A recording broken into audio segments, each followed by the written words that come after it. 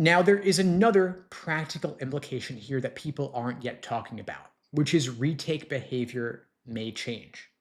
When remote testing was widely available, retaking the LSAT was logistically easier because you don't need to travel to take it remotely.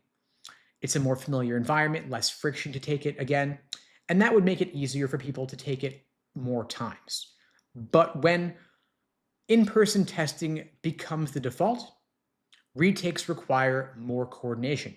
You've got to travel, you've got to schedule more logistics around all of it. You've got to make sure you can find an in person center that's available for you. You might have to take more time off from work or from school.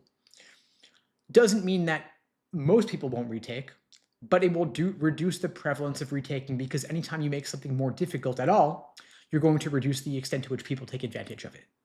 So if fewer people are sitting for repeat attempts purely because it was convenient and now no longer is quite as convenient, that could modestly affect how crowded the top end of the score scale feels over time. Now, there's also a broader institutional signal in this move because LSAC didn't have to shift back to in person testing.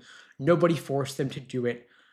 Remote testing is more convenient, gives students more flexibility, lowers certain barriers to entry, and it's also cheaper for LSAC. So there's less cost associated with them not having to reserve in person testing center seats, allowing it to be administered online, one proctor for potentially dozens of people at the same time, more money in LSAC's pocket. But LSAC has chosen to prioritize in-center testing because they want to signal that they value the long-term credibility of the LSAT over short-term convenience. And that matters a lot to law schools.